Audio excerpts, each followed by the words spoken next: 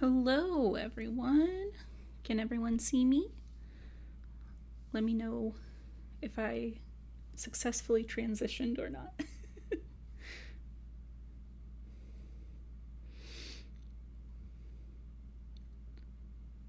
Okay, good. Yay! Sorry, it's been a hot minute since I was the one doing a solo stream, so I'm not used to being in control of the tech. 555, what does that mean? Okay, anyway. Hi, and welcome to Soup Goes Alone. So tonight I am going to be doing a solo journaling zine RPG called Go Alone. It's this little short adventure that you can pick up. I got it on Exalted Funeral. Sure that we'll probably have the link to it in the description if you're watching this on YouTube later. Right, Andy? Anyway, so this is a little short adventure written, designed, and laid out by Chris Bizet.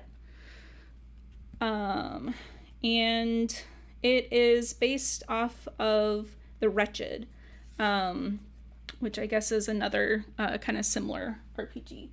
So I'm going to put that up a second.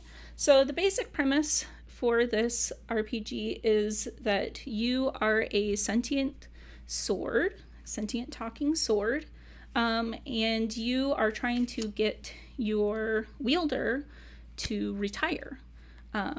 And it's kind of a question of, will you break before then? Kind of what is going to happen to the sword will be determined throughout this game tonight. So in chat, there's going to be like a lot of prompts that come up. So if you have any ideas for any of the prompts that are going to come up, feel free to drop them in chat. And I have included a chat box here on the screen, so hopefully YouTube people won't miss out too much on any great ideas that pop up there in the chat. So let me start with the introduction that's here in the adventure. So it starts off with who. How long have you laid here in the dirt, cold, alone, forgotten? You have had nothing but the slow passage of the years and the quiet murmur of your own voice to keep you company. When exactly did you start talking to yourself, and when did you start answering? Whenever it happened, however long you had been here, everything is about to change. A new bearer has come, plucking you from the dirt to clean you off and hang you from their belt. Your mind may have dulled, but your blade never does. And soon enough the killing will begin again, and you will remember what it feels like to rip and tear. Alas, nothing lasts forever, and this too will pass. One day your bearer will die, and you will break, and you will return to the dirt. And maybe this time you will stay there. But what if you could change things? What if you can convince this new bearer to call an end to their life of so-called adventuring, their blood-soaked trek into the deep, dark places of the world in search of treasure and violence? What if you could convince them to retire, and to retire you? No more talking to yourself in the dirt, no more ripping and tearing and killing. You could have peace at last. Can it be done? Probably not, but you have to try. All right. So, this game is a game that's kind of about isolation, abandonment, decay, and the slow passage of time. They do have kind of a content warning for people that if any specific content of confined spaces, physical injury, solitude and abandonment, loss of agency, and otherness or othering, all of those are featured in the game, along with like fantasy violence. So just still a little content warning about that. I'm going to try and make it a little bit lighter because grim and dark isn't really like my style. I don't think that's really the style that we usually present here. So any time that we can, try and make it a little bit more fun or funny, I'm going to try and do that. They're probably going to go and stick you in an old temple and a dusty old pedestal.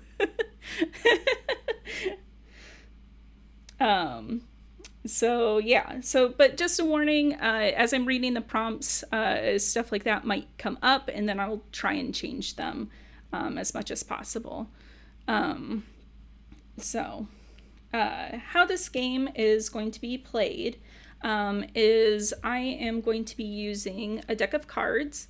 I've got these really pretty art cards that are by Loish, if anybody is familiar with her artwork. They've got really, really, really pretty art all over them. They're like my favorite deck of just like regular playing cards. So I'm going to be using those. And then to keep track of the sword's kind of like damage or like wear and tear, you might see over on the side of the screen, that side there, a thing called sword damage. So normally this game, when you're playing it by yourself at home, it suggests that you have like a Jenga tower. I don't think that was going to work very well for on the stream, and my neighbors might not appreciate a giant Jenga tower kind of like tumbling down on my desk. Very, very kindly, they do present alternatives to the Jenga tower, and one of them is basically a system where you're rolling 100 d6s and then taking out, I believe, either the ones or the sixes. But somebody was kind enough to code that out, so I am going to be using that coded version here for the stream. How it's going to happen is there's basically, you're going to be telling the story of the sword on an adventure with this new wielder. What's going to happen is I'm going to roll a d6, and then I'm going to draw that many cards from the top of the deck face down. Then I'm going to turn them over and consult what's called the oracle. So the oracle is basically a bunch of prompts that are here in the adventure. I've got it pulled up on my iPad, but I can show kind of what it looks like. So there's different prompts that are associated with kind of the different suit, and then whichever number or face card comes up. So I'll read those prompts out. That will determine what the adventure was that day. I'll do whatever the prompts tell me to do, kind of telling the adventure for that day. And then when I complete the adventuring day, I'm going to discard those cards unless instructed otherwise. And then kind of phase 2 is that you take a moment to consider the events of the day, reflecting on what you did and what you've learned about your new bearer. And then kind of, it suggests recording the memory for the day, but we're going to just kind of be doing that as we go, since this is a talking stream.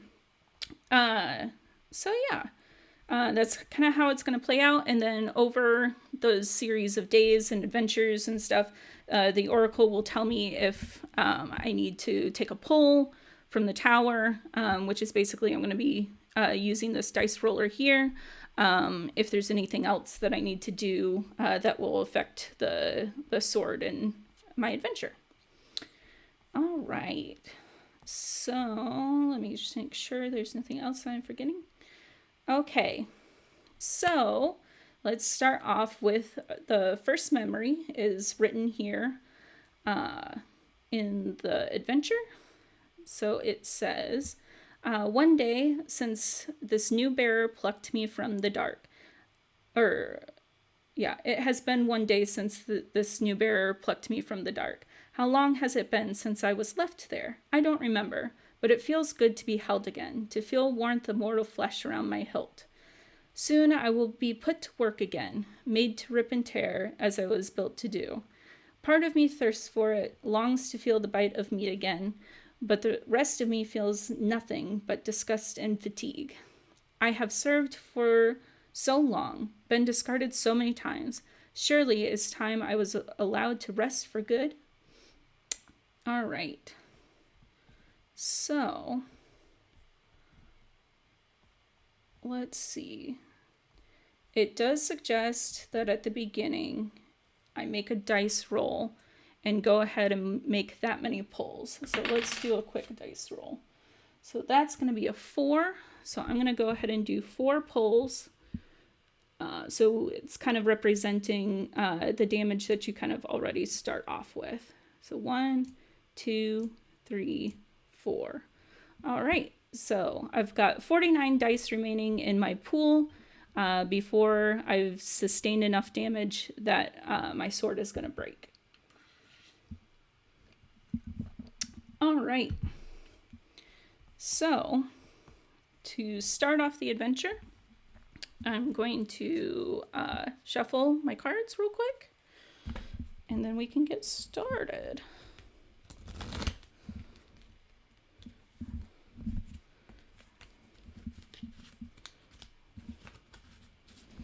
Oh, hi, Chase. How's it going?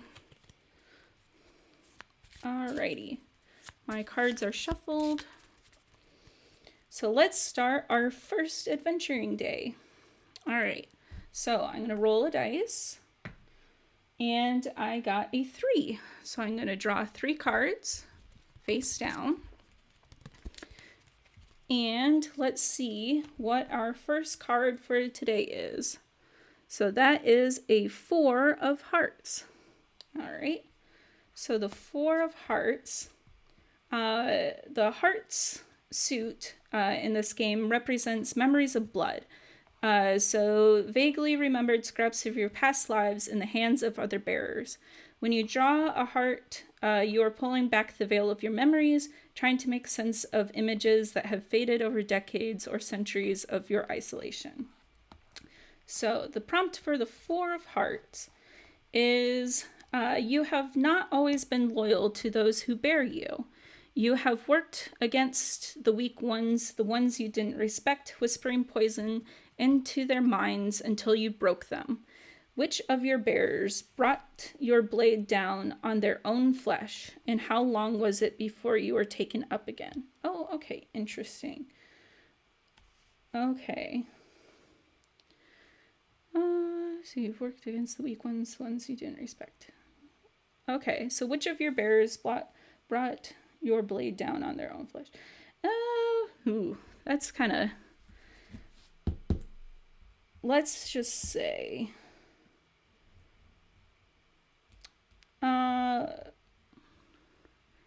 yes, all talking swords. Yeah. There are some that are just like, whatever kind of prompts. Like, what was the last monster that you killed or something like that? And then there's ones like this where I'm a little like, ooh. So let's see. Does anyone have any kind of ideas for this one? Or maybe a way that we can make this a little bit lighter of a prompt? I would love some input on that.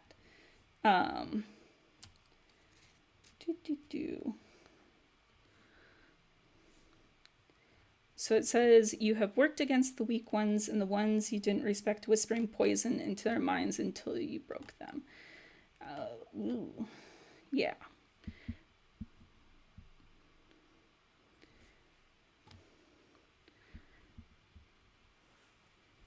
So I think maybe you attempted to strike down an evil sword wielder. Ooh, I like that idea.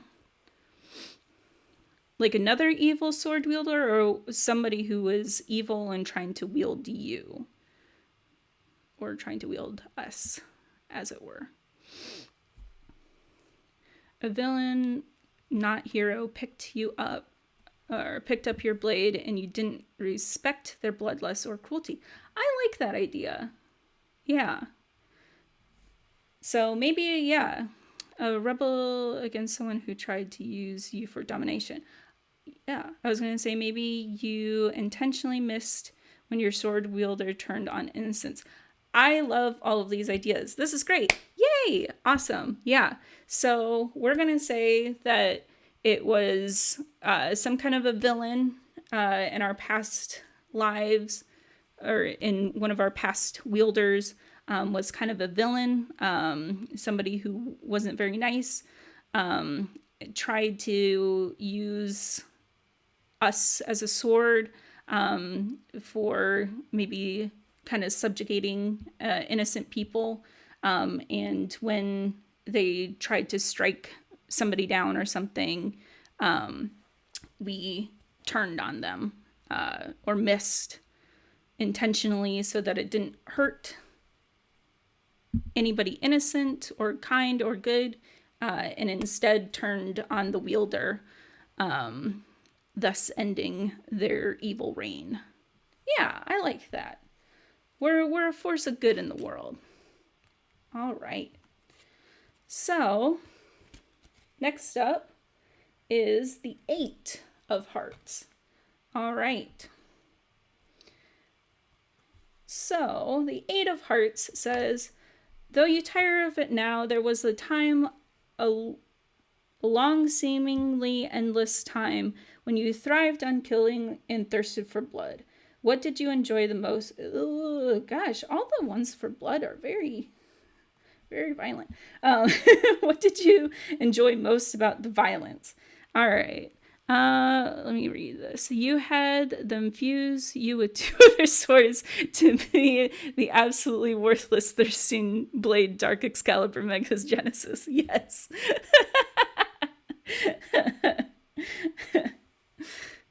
Oh.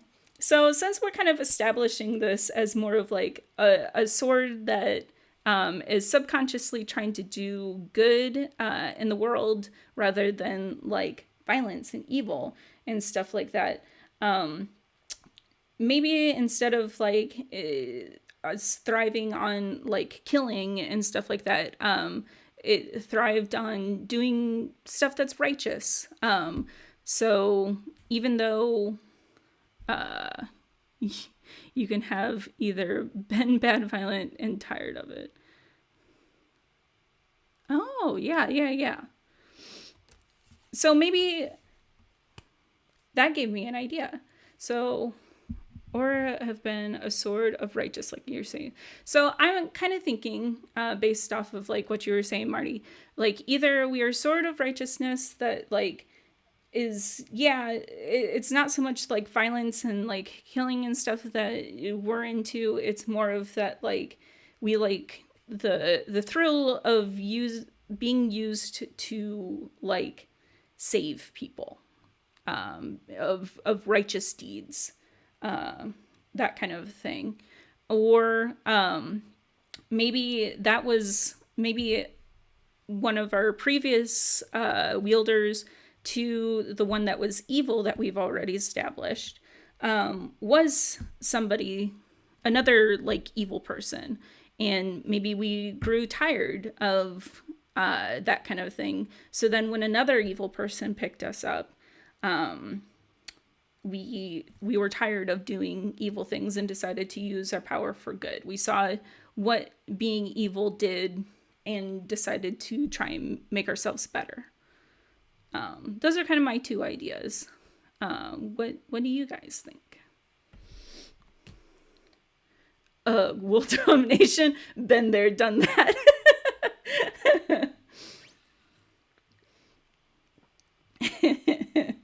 I do like that. That was so last wielder. I'm so tired of world domination.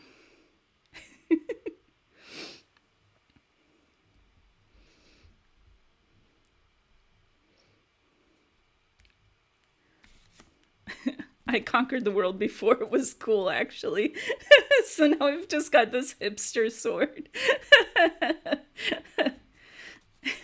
Yeah, they want something new. Like, they want something new with their life. So yeah, how about we go with that then? Or perhaps you were wielded righteously and only after the fact realized that maybe that it wasn't as right as it seemed. Oh, interesting. I do like that. So yeah, how about we so the next time you're used in that manner you rebelled. Yeah, so how about we go with like something like that. So one of our previous wielders, we thought that we were doing the right thing. We thought that they were wielding us righteously.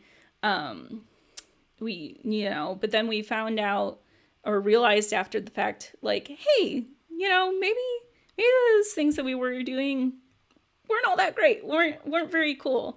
So then another evil sword wielder comes and picks us up, starts to kind of use us in the same manner. We rebel. We're not into it. We're not feeling it now. We've been there, done that.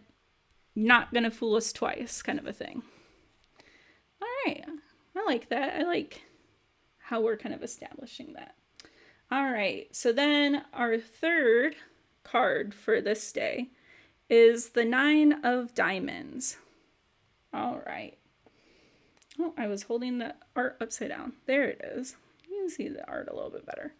All right, so Nine of Diamonds. So the diamond suit, since we're in a different suit now, diamonds represent our new bearer, the adventurer would-be hero that has plucked us from the dirt and disturbed our slumber. So when you draw a diamond, you are speaking directly to the one who wields you now, learning about them and their life and trying to convince them to retire so that you can rest in peace. Thank goodness, not a heart. Yeah, the heart ones are a little... Yo. All right. So the Nine of Diamonds says, your quest to convince your new bearer to retire will be long and arduous. What about adventure? What is it about adventure that appeals to them so strongly? And how do you plan to overcome it? And then we had to pull from the tower.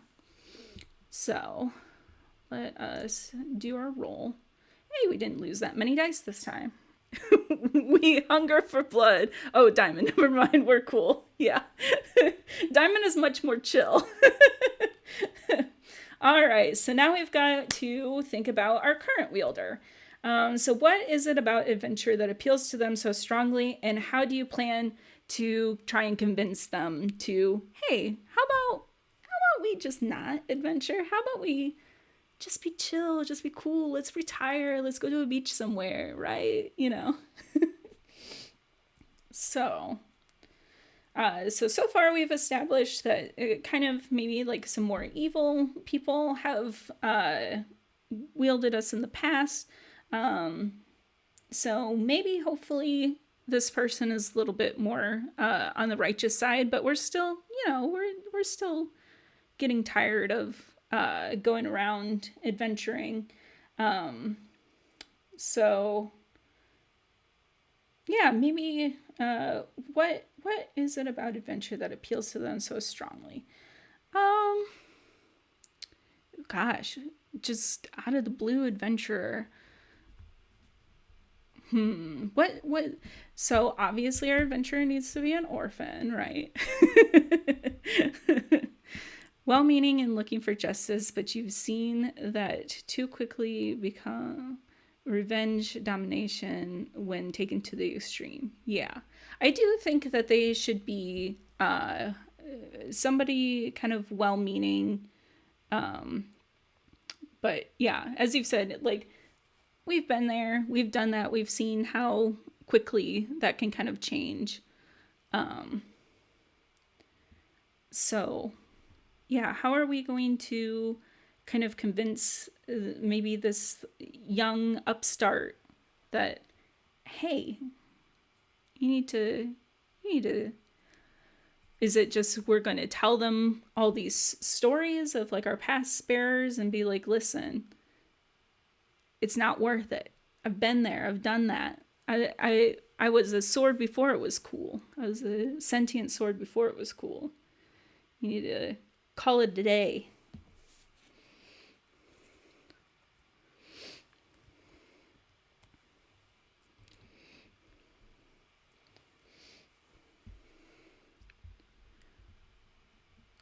So yeah, I think our adventure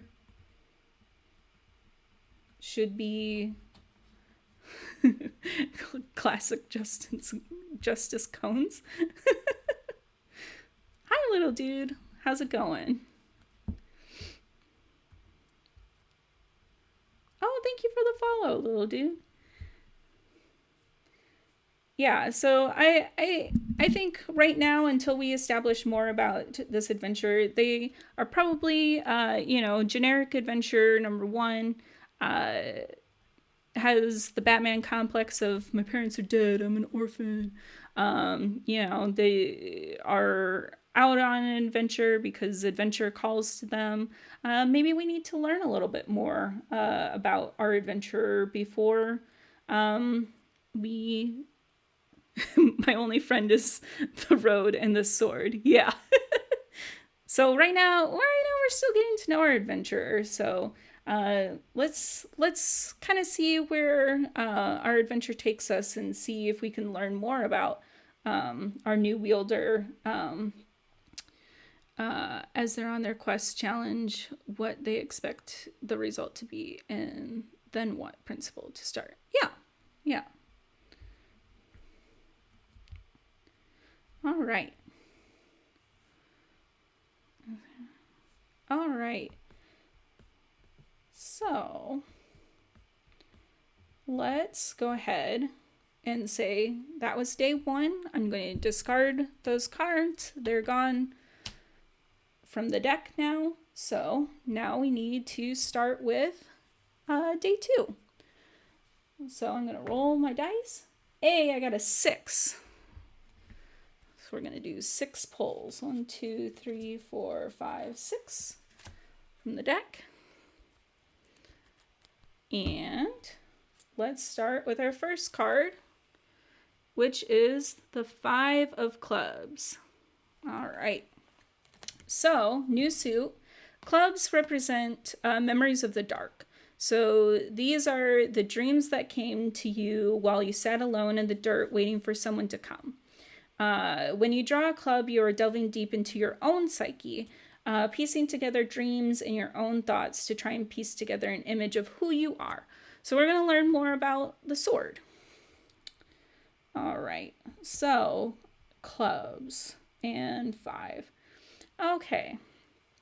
Oh, okay, interesting. So at times you thought you heard another voice down there in the dark. Who was it, and why is it impossible that they were actually speaking to you? So we thought, we're a talking sword. We're sitting here in the dark, in the dirt, waiting for somebody else to come and wield you. And all of a sudden, we start hearing another voice. So who was it, and why is it impossible that they were actually speaking to you? So my first thought goes to maybe it was a past wielder of ours. And so it's impossible that they were speaking to us because they're no longer around. But I would love to hear other ideas. That is what I was going to say. Yeah. So maybe it's, after one of our wielders gives us up or, dies or whatever have it may be. Maybe it's your maker. Ooh, I like that idea, Liz. So my backup is a rock, and rocks don't talk, obviously, not like swords. Original wielder, your forger. No, Andy, I like your idea about the rock. Well, because, okay, so I do really like Maker or the original wielder. Both of those are very interesting because then it's like, oh, okay, so maybe, as the sword, we're trying to work through, how did I become sentient? For what purpose was I created to be this way? Or thinking back to memories of my original wielder and kind of how things got to be the way that they were. Maybe there's some guilt or something there, or maybe fond memories or something. But I also kind of like the rock because, like, a lot of the text at the beginning of the adventure kind of pointed to you're not really sure, like, why you became sentient in the first place. So maybe as part of you trying to figure that out, you're starting to attribute, like, talking voices or whatever, like, kind of like, I'm thinking like Tom Hanks and like Castaway. You wanted to make a friend, and this nearby rock was kind of a friend in a lonely time. You got dropped by an evil sentient rock who keeps getting lost on the ground.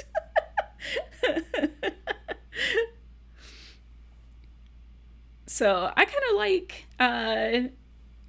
of like all of those ideas. Um, the Big the Max energy with that one. What is Big the Max? I don't know that reference. How do I wonder. I don't know how to make a poll. I was going to say, let's make a poll, but I don't know how to actually do that. Just the Max. It was a comic book. Oh, okay. I'm not familiar with that comic. So yeah, what kind of what do you guys think? So do you think that it should be the wielder, the original wielder? Do you think it should be the maker, or do you think that it should be like some kind of a rock nearby that maybe we were attributing kind of a voice to, but then, you know, once we are wielded again, we realize, oh, well, obviously this rock isn't also sentient. Like, how could it be? Yeah, share it with me later, Marty.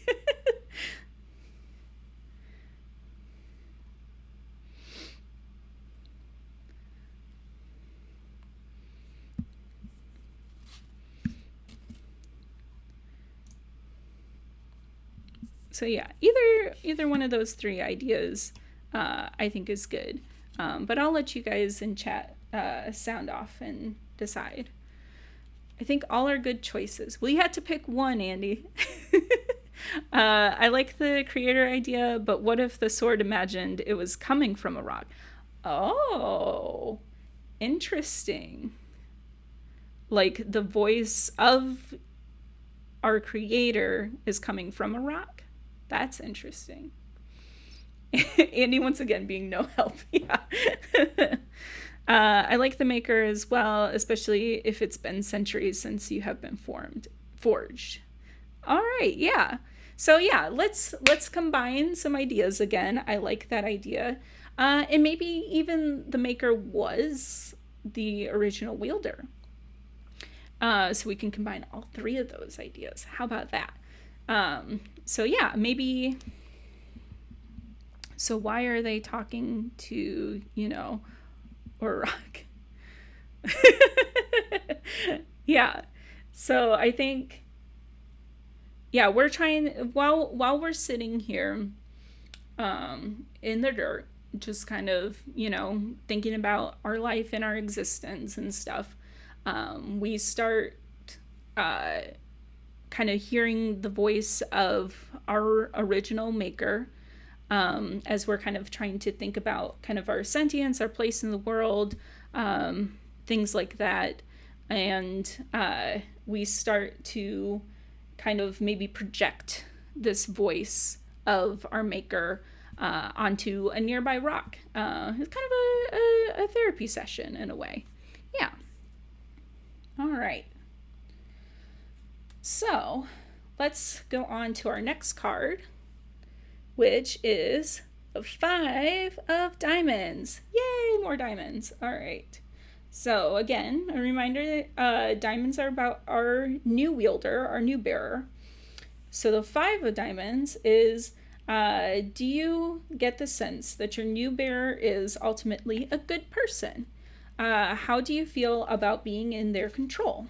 And then we are going to pull from the tower again. So we're going to take some more damage, kind of I guess as as we learn more about our bearer, we learn that because they are using us. All right, so we lost quite a bit on that one. So, do we think that our new bearer is ultimately a good person? I think that we've kind of established that in the previous poll that they are well-meaning, but just because you're well-meaning doesn't mean that that can't turn. We've seen that kind of before in our life as a sword. So that's kind of, how we feel about being in their control. They are now, but the signs are there. Yeah. So I think that they, as we know them right now, it's still a new kind of relationship. We do think that they are trying to be good, but we've lived for centuries. We've been wielded by many who thought that they were trying to be good, and maybe we even thought that they were trying to be good, but we've been burned before. Is kind of the attitude, I think, that we've established with this sword and their new bearer. All right, so we've got a 5 of hearts. All right, let's see what's going on here. Then that rock had to make us all question stuff and junk. Stupid rock. Yeah, maybe thinking, the talking to that rock and kind of talking through things, we've kind of gone, well, yeah, everyone has the capacity for good and bad,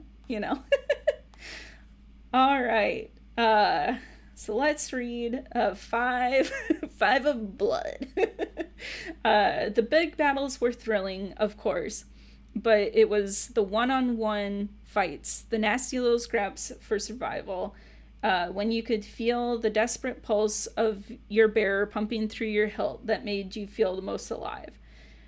Which is the fight that resounds loudest in your memory? Pull from the tower. All right, so we're gonna do another roll.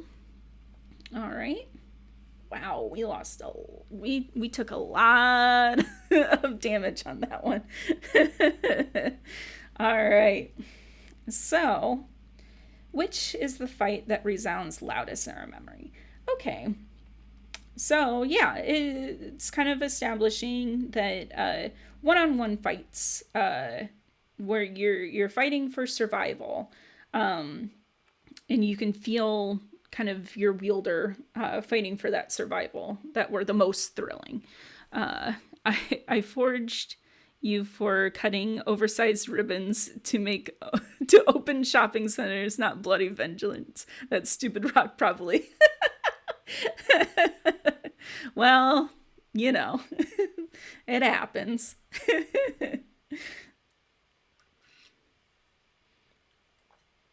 Oh. All right, so which is the fight that resounds loudest in your memory? So yeah, we have established that the sword, we want it to be righteous, but maybe it hasn't been wielded by the most righteous people. So maybe a fight that would resound loudest in our memory is one where we were being used for righteous purposes.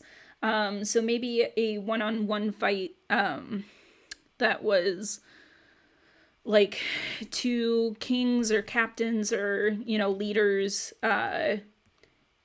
having a one-on-one fight to establish who was going to win the battle, instead of kind of a big bloody battle where many would die, kind of a thing, a duel in that way. Maybe something that, yeah, we were used in some kind of a way that did a lot of good would stand out kind of in our memory. Maybe we wish that we were used more in that way. That's kind of where my mind goes first. The original wielder creators target the last time things felt black and white. Okay, That's interesting. Yeah, so maybe that was why we were created in the first place. Was for some kind of good. Maybe our original wielder and creator needed some kind of extra power to overcome something, some kind of big bad. And so we were created for that purpose. And yeah, that was the last time that, we really felt like I can clear cut see that I am being used for good. And he says, Danon, Lord of Strength, King of the Burglars. Is that supposed to be the bad guy that we were used against? That feels intellectually distinct, Andy. Yeah. So is Danon, who we are establishing as the person that we were going up against, King of Burglars? Not to be confused with Danon, Lord of Yogurts and Fine Cheeses. Yeah.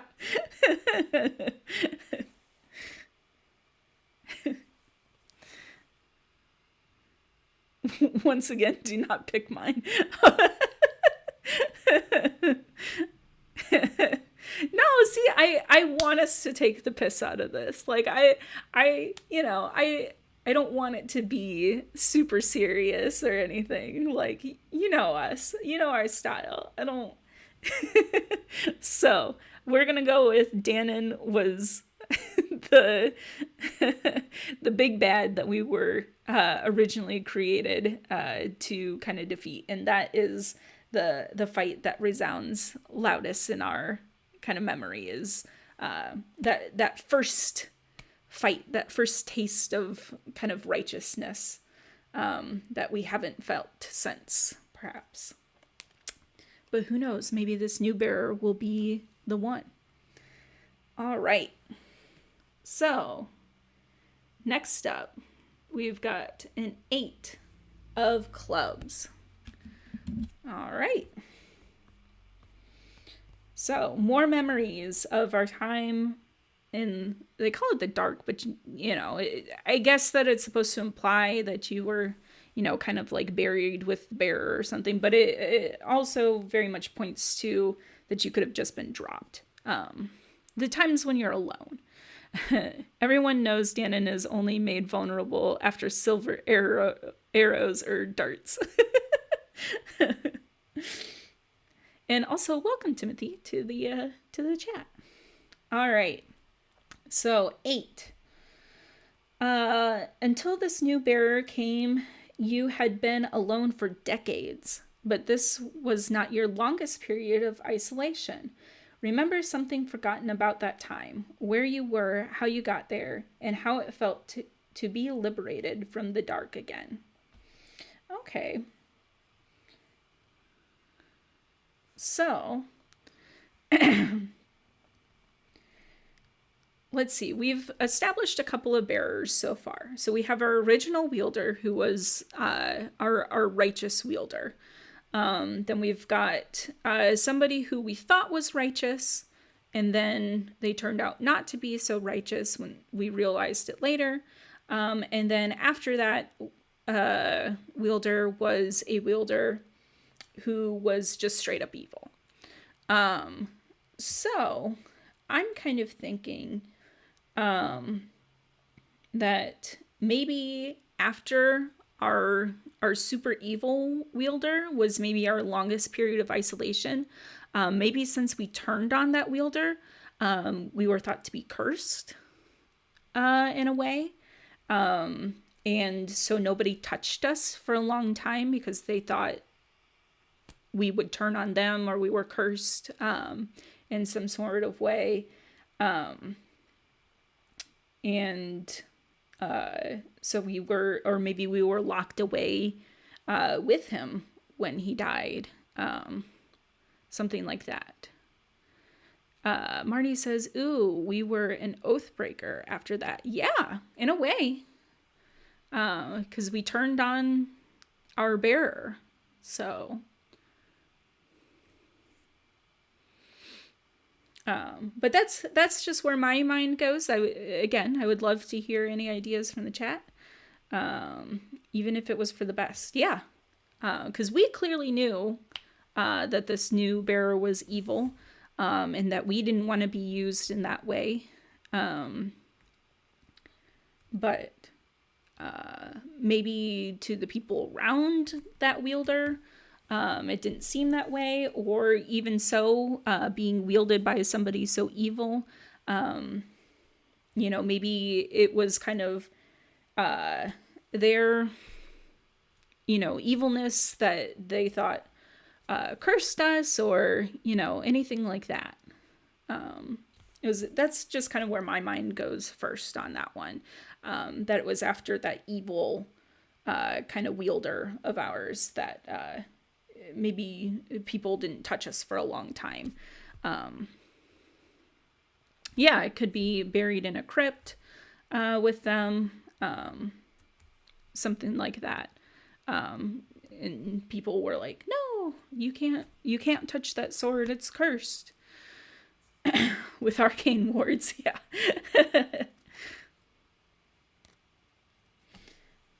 So I'll give the chat just a second, in case somebody's typing out something kind of long. But if not, then I like that direction of kind of we turned on their wielder, even if they were evil, and kind of had formed a reputation, possibly for, if it says it's longer than a couple of decades, maybe something like 50 years or something, kind of giving it the rumors and the curse time to kind of like fade to kind of history before we are wielded again, or before somebody's like, curse, whatever.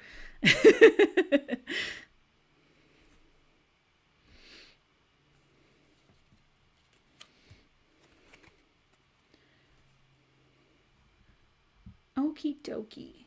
So I'm going to move on to the next card, which is an interesting one. So our next card is an ace. It's the Ace of Clubs.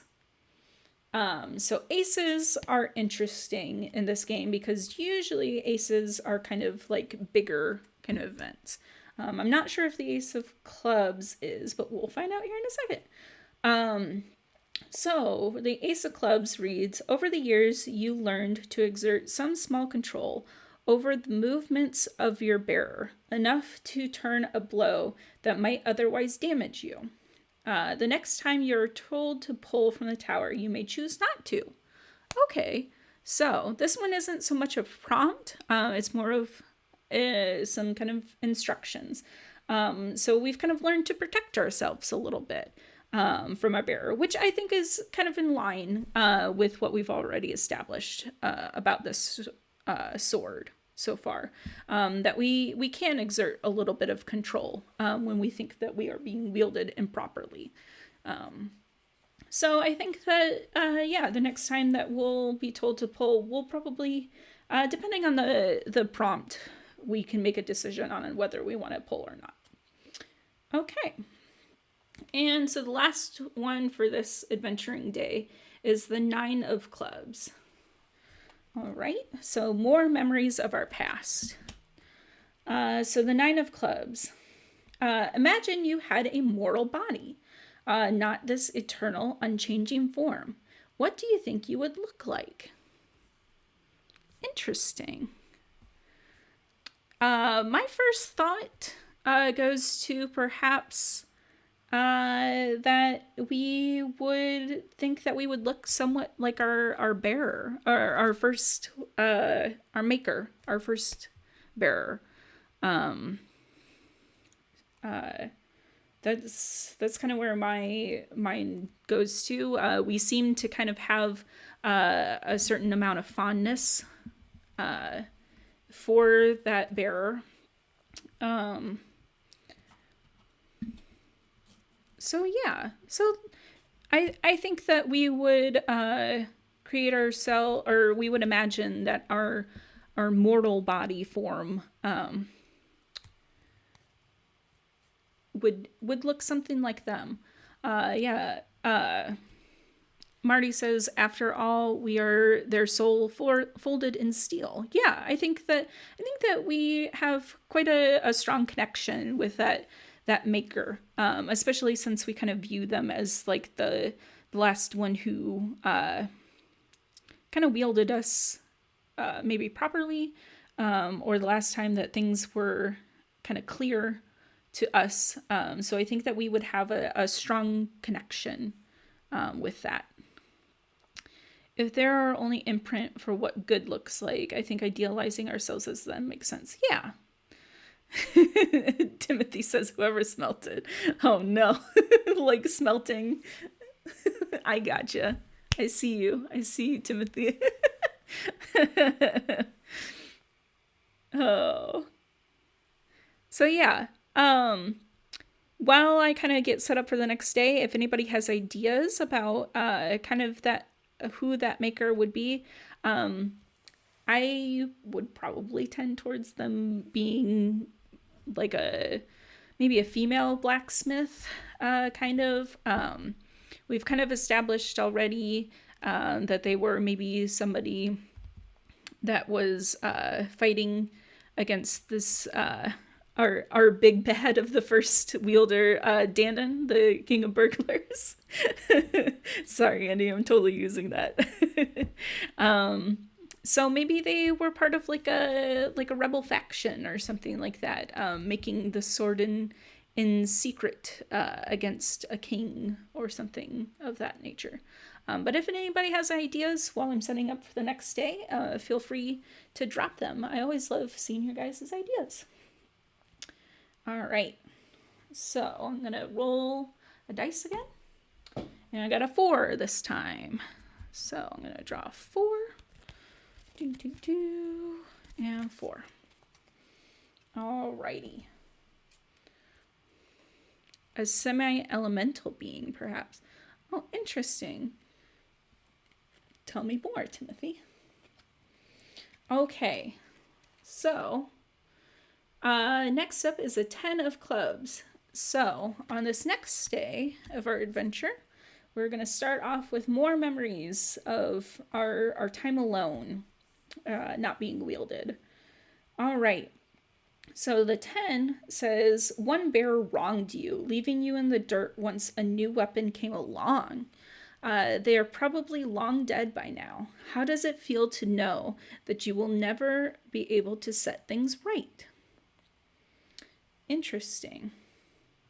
Okay, so we were kind of scorned for a new, hotter weapon. Perhaps Dark Saber Megagenesis or whatever that the name of that ridiculous sword is.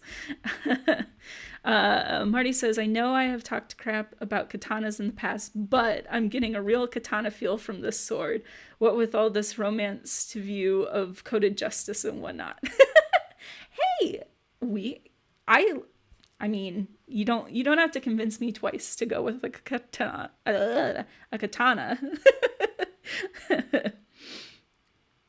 And it would explain why we're taking massive hits to our damage pool at a time. Timmy says, imagining perhaps literally a fiery smith. Oh, interesting. They are very fragile. Yes. Okay, so maybe some kind of like a fire ganassi or part fire ganassi or something. And this is Katana. She's got your back and steals your souls. And very sharp. Okay, so yeah, I like establishing us as like a kind of a fragile katana. And I can go with our original maker perhaps being at least part fire elemental in a way. Maybe that helped with having to do kind of more secretive blacksmithing. Have we set our timeline in stone? Is there room for a wielder between the one we betrayed and the current wielder? Yeah, so far we haven't necessarily established a set in stone timeline. The only things that we have set in stone is that we have the original wielder, and then sometime after that we had a wielder who was we thought was doing righteous things, but then later on we learned that they weren't. Directly after that, we had a wielder who was doing evil with us that we turned on. And then we've got time in between then, kind of unestablished time in between that, and our current bearer.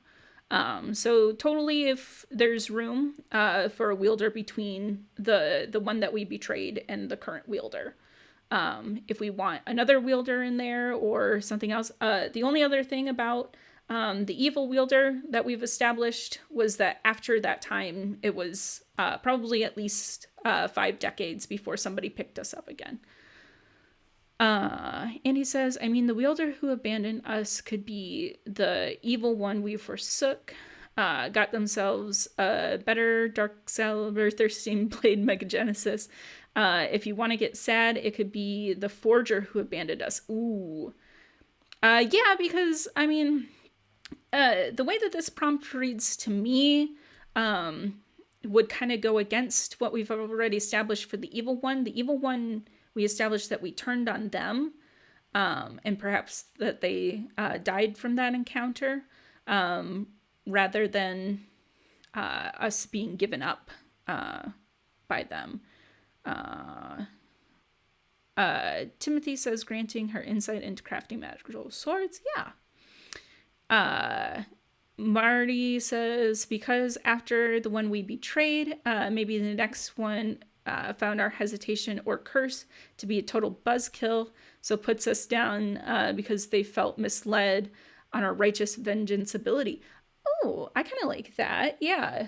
Like maybe they sought us out because they had heard that we were some kind of a cursed sword that had been used by our past wielders, and we didn't live up to those expectations. So when a new, cooler cursed sword came along, they were like, hey, new sword, how you doing? Oof, if you want to get sad, Andrew gripes. Yeah. Perhaps the first wielder was the smith. Yeah, that's kind of what we were thinking, was that the first wielder was the one who made. I think because we've kind of established, don't get me wrong, I love the idea of the super sad like storyline of it was the forger who abandoned us for a new sword. But I think that since we've kind of established that we have such an affinity for our first wielder / maker, that I don't know that quite fits in with like these feelings of like abandonment, or like being kind of the one not chosen. It makes it sadder. I guess so. Like even though we weren't the chosen one, we still hold them in such a high regard. If you guys want to go with that, I'm totally down for that. It is very sad.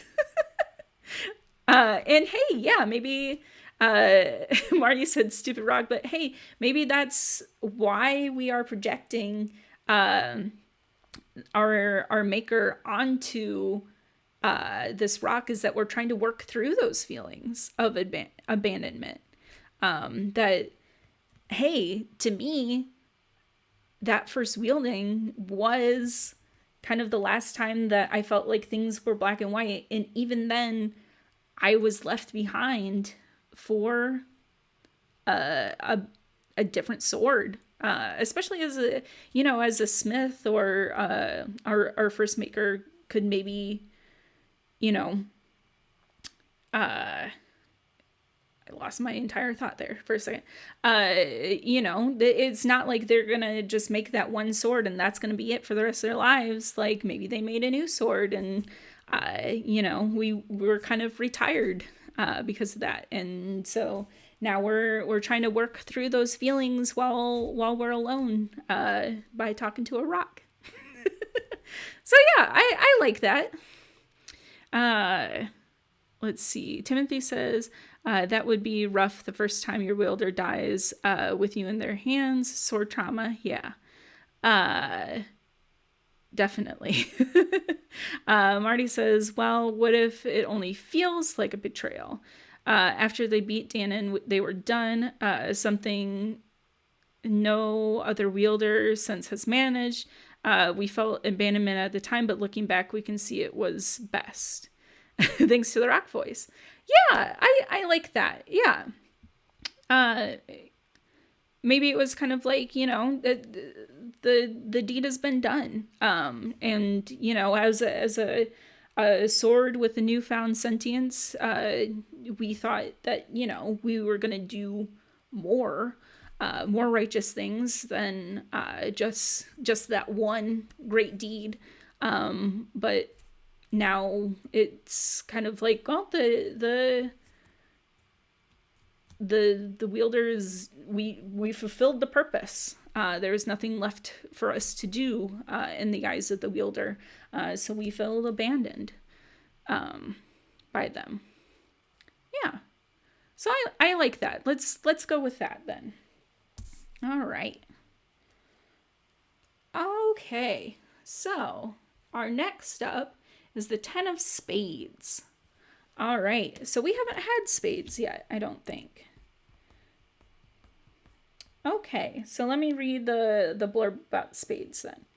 So, spades represent the current adventure, the present, the acts that you take in the here and the now in the hands of your new bearer. When you draw a spade, you are being used as you are designed to be used. So, doing sword things. Okay, so Marty says, so we were forged for a purpose and fulfilled the purpose and felt shorted. Then later we were used even past the purpose and realized our own error. Yeah, I like that. I think that is very succinctly put there, Marty. All right. So, our current adventure, prompt number 10. Your bearer cleans you after you have been used, as is proper. But how do you feel about this? Do you like to be clean? Or would you prefer they let the blood sit on you for a while longer? Pull from the tower. Okay, so I think because we've kind of established ourselves as kind of a more righteous sword, I think that, yeah, we would like to be cleaned. With this new kid, Bink, champion of bravery. Is that what you're naming the new bearer? Is Bink?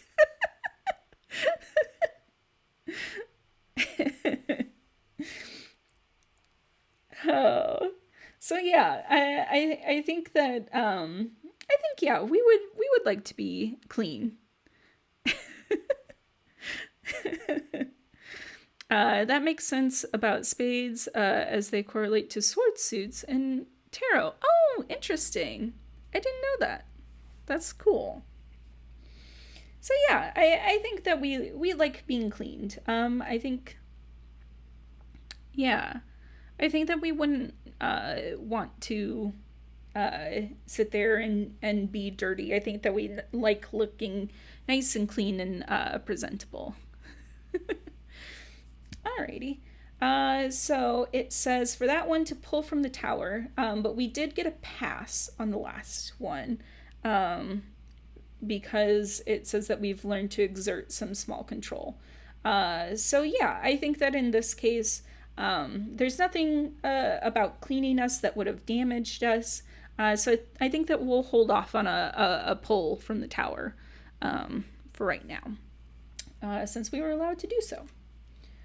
Okay, so our next up is a 6 of spades. All right. So, your bear was ambushed while they slept, but you never sleep, and you woke them before they could be caught by surprise. Describe how it felt to strike the first blow. Pull from the tower. Okay. So, so our bear was sleeping and ambushed. So, because we never sleep, we were able to kind of alert them and maybe surprise the surprisers in a way. So I think that with this new bearer, because we're still kind of learning what they are, kind of skeptical of them. We think that they're good, but we've seen good turn bad before. That maybe this helped establish kind of a new closeness with this new bearer that we hadn't felt before. Kind of like we are doing something righteous for this new bearer by protecting him, maybe showing him or her. I shouldn't necessarily say him. It could be him or her. That that our worth, especially since we have felt abandonment before, kind of thing. But yeah, what do you guys think? Let me see what chat is saying. I think there's an exhausting metaphor to be made about lying around in our own filth and feeling bad about it. But I think at this point we're past that. Yeah. Yeah, I think, we've talked to the rock. We've had our therapy session with the rock / our maker that we're projecting onto it. We've moved on past at this point in our sword's life, wanting to sit around in the dirt, and we would like to feel clean.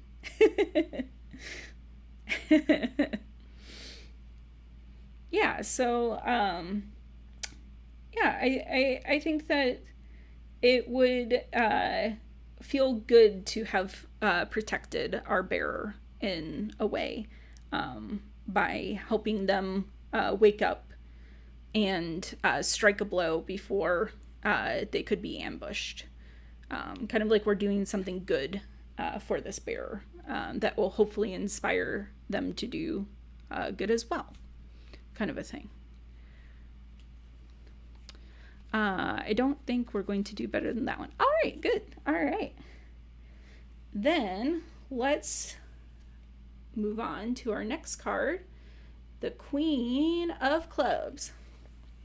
So let's move up to clubs, which are more memories from our time alone with Rock. So the Queen says, you were made as part of a pair. What happened to your other half? And how do you feel about their absence? Pull from the tower. She's a sassy jazz singer who's also a spy. All right. I think from the last one, did it tell me to pull from the tower in the last one? Yes, it did. Okay, so let me do that really quick. And then for our new one, for the Queen of Clubs, I also have to pull from the tower. Okay. Hey, we're not losing quite as many dice now. Oh, not that kind of Queen of Clubs. No. not Queen of the jazz clubs. Okay. So we were made as part of a pair. What happened to our other half? My first thought goes to perhaps that is the pre-established sword that was the one that our maker left us for, essentially.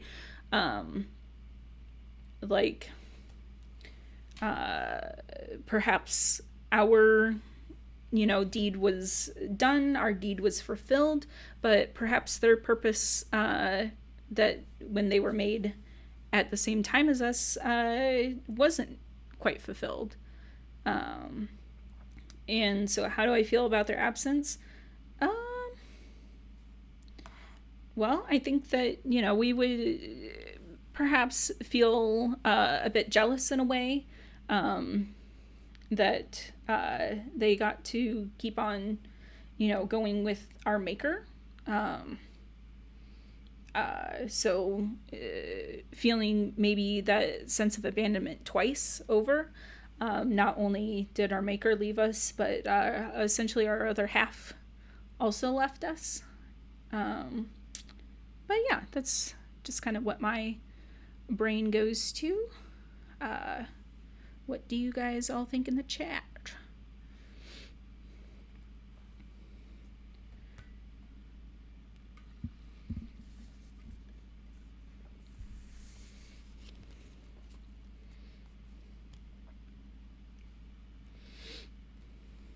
I just want to pause and acknowledge the weight of the narrative momentum in this is really cool. Oh yeah. Yeah, I'm really liking this. I had kind of done a couple of just a couple of days as like a test run for this to kind of see how it played out. Yeah, I really enjoy how it is. This is the sword I made for violence time, and this is the sword I made for peacetime. Okay, interesting. So we would be the sword that was made for violence time, and the other sword would be the one that was made for peacetime. Is that kind of the idea, Liz? And perhaps because we were the sword that was made for violence time, that is why we were kind of abandoned. And maybe that also instills some kind of interesting feelings that we were kind of meant for our time to expire. We were created for kind of a purpose that had an ending. Whereas like a sword that's made for peacetime, you always hope that peace is going to be long and everlasting. So that sword was kind of meant to have a purpose beyond and a purpose for a much longer time.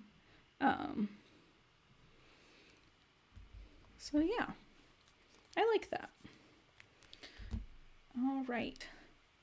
I'll kind of let, if anybody has any other ideas to drop, as I get set up for our next day, feel free to drop those in chat. All right, so our next roll was a 5. Marty says, I really like that, and it's taken us this many wielders to recognize that. Yeah. Liz says, maybe I was just trying to make a joke about how someone who made a weapon for defeating the evil lord. Well, hey, I think it worked out. Timothy says, perhaps there's a longing for your lost twin. Yeah. Liz says, I mean, yup, what she said. I totally meant it that way. Well, joke's on you, Liz. Oh. Yeah, I think that there would be a kind of a sense of longing for that twin, or maybe just perhaps a sense of longing to be included in the life of that peacetime sword, in the life of the our original maker, our wielder. Yeah. Okay, so I pulled 5 new cards for our next day. So let's see where these will bring us. Oh, all right. So we got another ace, the Ace of Spades. All right. So spades is for our current adventure that we're on. All right. So let's see. The ace reads, gripped by a strong, almost premonitory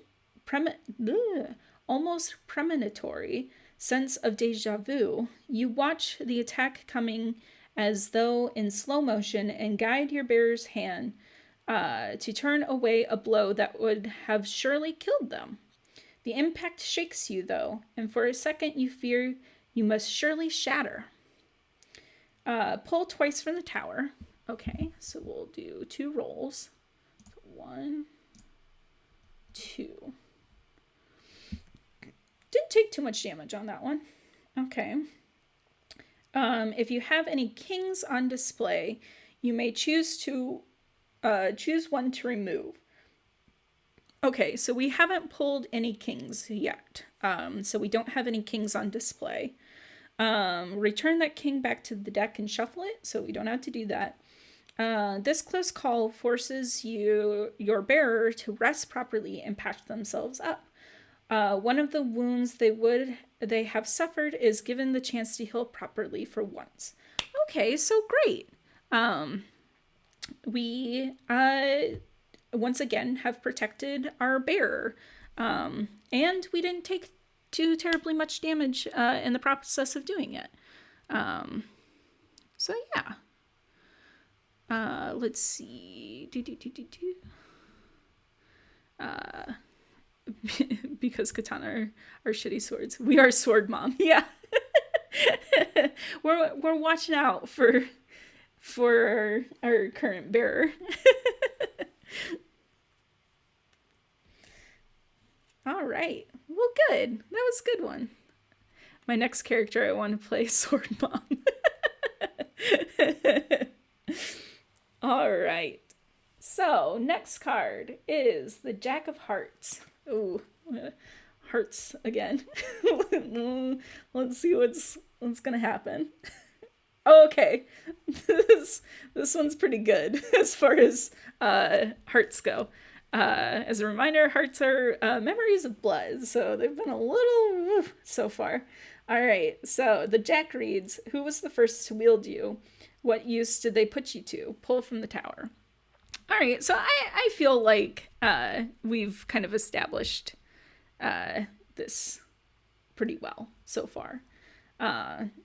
The first person to wield us was our maker, quite possibly a part fire ganassi that was putting us to use, to defeat Danon. So we got it. We already did it. Let's see how much damage it costs us. Hey, only 1 dice. That's pretty good. Also an 1.5 hour long Bob Dylan song. Yeah. All right. So next up is the 6 of Diamonds. Alrighty. Well, who are they? A very crappy Avenger or everyone's favorite Avenger? Alrighty. Alright, so diamonds are about our current bearer. So let's learn some more about our current bearer we are being sword mom to so far. 6 of Diamonds says, your bearer, what was your bearer doing down in the dark places where they found you? Pull from the tower. Okay. So, what was our bearer doing when they found us, wherever they found us at? And then we need to make a pull from the tower, so let me do that real quick. Ooh, we lost 3 dice on that one. So yeah, learning a little bit more about our bearer. We've kind of established that we hope that they are good. They've kind of, proven so far that they're good. So they would probably not be somebody that was trying to seek us out for any nefarious purposes as far as we can tell. Because I think that we want to believe, hopefully, that they will use us righteously. So perhaps my mind kind of goes first to maybe an accidental kind of finding.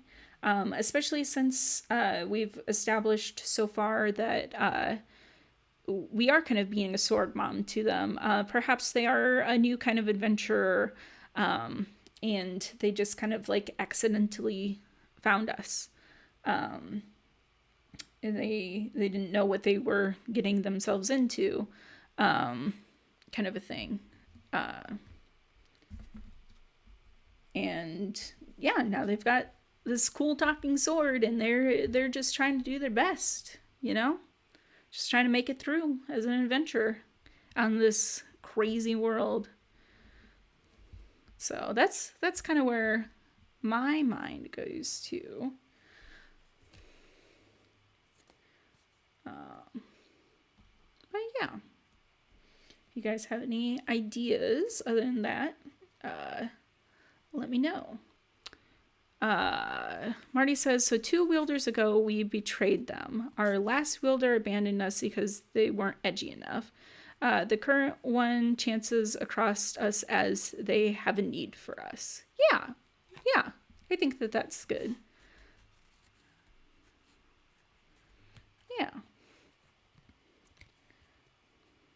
Maybe perhaps they were out on like their first kind of adventure out in the world. Maybe they got some information about a sword that could be used, kind of since they didn't have a lot of like equipment or anything yet. Perhaps they were looking for something to kind of help get them established, and they just kind of like accidentally come upon us. Or, we heard their prayer for justice and we were all, oh, honey, from the bramble. I do kind of like that too.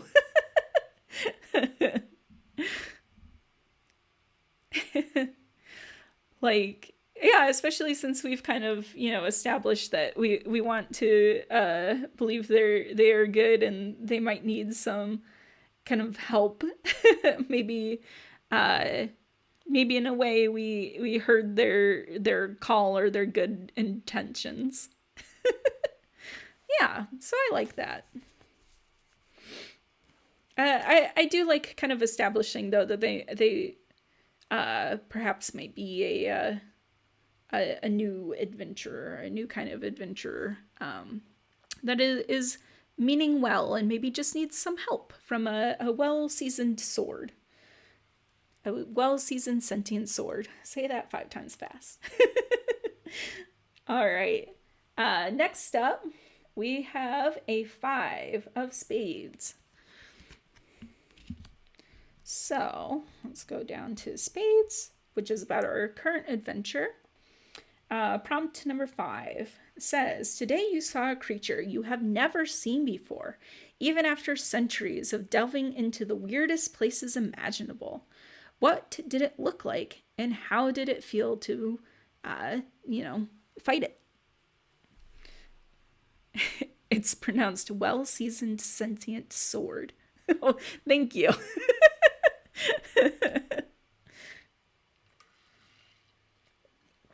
So yeah, let's make a wacky creature. What kind of wacky creature do you think we would have not come up against, even after centuries and centuries of adventuring? A flump. Flail snail. Is this specifically our current wielder? Right. Yes. It is specifically our current adventure that we're on.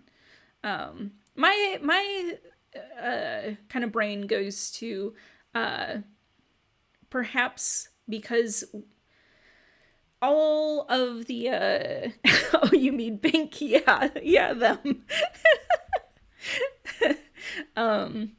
Because it seems like the past wielders that we have established so far are kind of people that are using us for kind of like big purposes. And now we are with an adventurer who's a little bit more basic.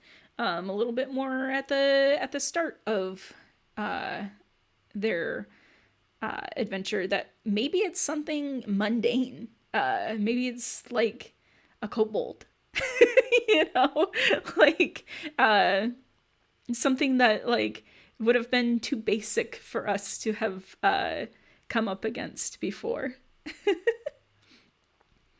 uh Timothy says it was a one-eyed, one-horned, flying purple people eater. And Marty says, what if our prior foes were mortal and this is beyond? Okay. Yeah, I do like that also.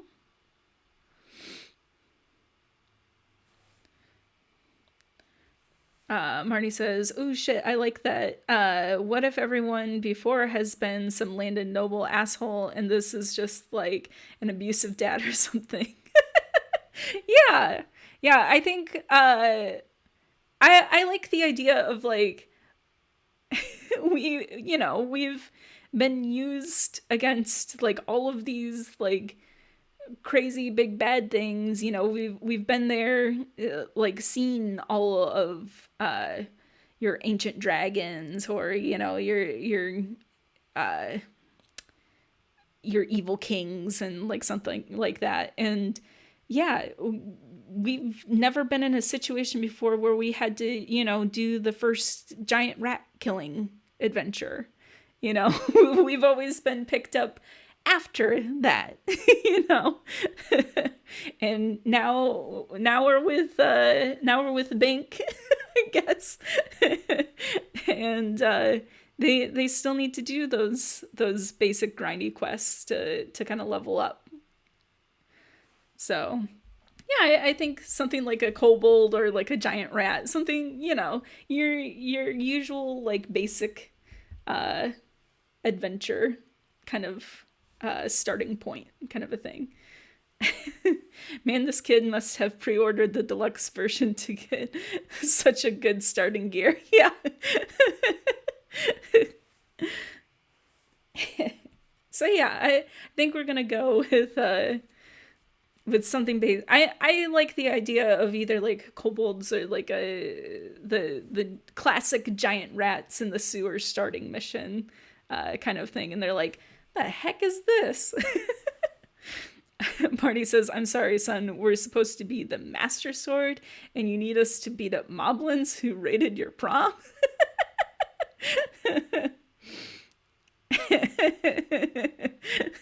I mean, okay, point me in the direction of these hooligans, I guess. Yeah, so I think that should be our answer to that one. All right. So, last one for this adventuring day is the Seven of Spades. All right. So, Seven of Spades. You are designed for a purpose. But mortals can be brutes who use any tool at their disposal to reach their ends. What task that you were not designed for did your bearer use you for today, and how did that make you feel? Pull from the tower. Okay, so let's pull from the tower. Hey, we didn't take any damage on that one. How about that? Yeah, so Marty said opening cans. Yeah, my thought went to like cutting fruit or something like that. Cutting grass. Yeah. Like to find money.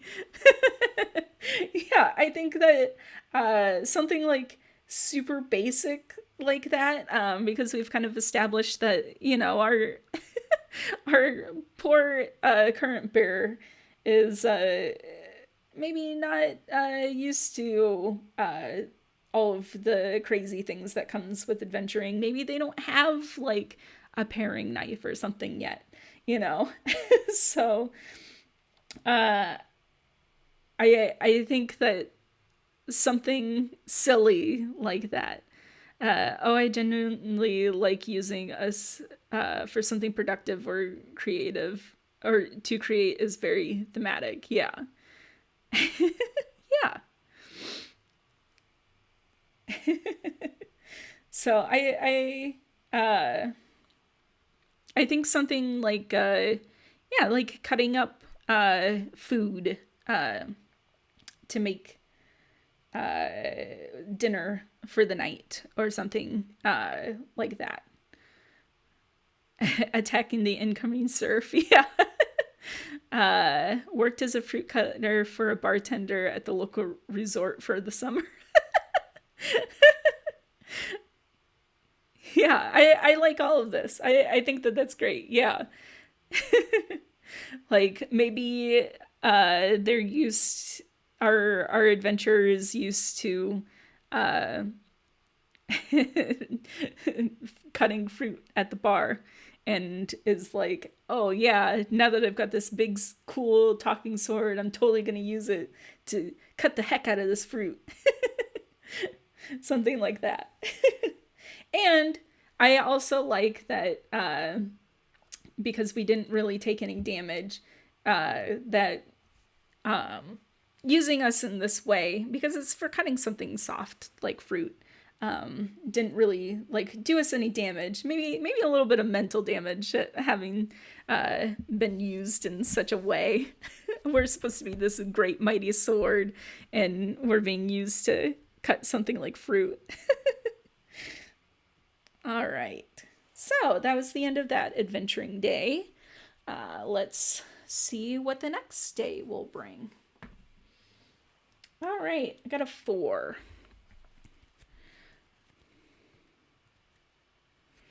I think we actually quite liked it. It's nice and sweet. Yeah, a bit of a new experience for us, perhaps.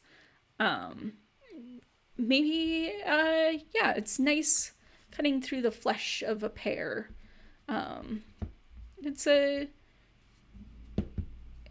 maybe something that we can look forward to in retirement if we reach retirement.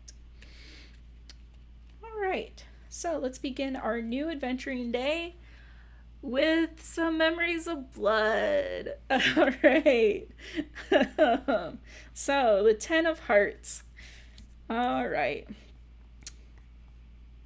Let's get up to hearts. There we are. Okay, so 1 kill sticks in your mind above all others. What is different about it? Okay. Well, I've we thirst for the blood of our enemies. Ooh, strawberries. Oh, nice. So 1 kill 6 in our mind above all others. What is different about it? I mean, I feel like the obvious answer would be that first one, especially since we've already kind of established that as like a fight that resounds loud in our memory.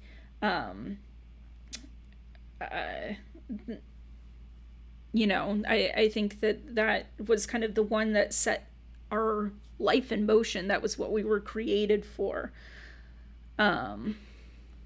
Yeah, but I do think that we've already kind of answered this one. The only other one that I could maybe think of that might stick out in our mind above all others would be the one where we turned on our bearer. Perhaps that was a turning point for us, in that we kind of realized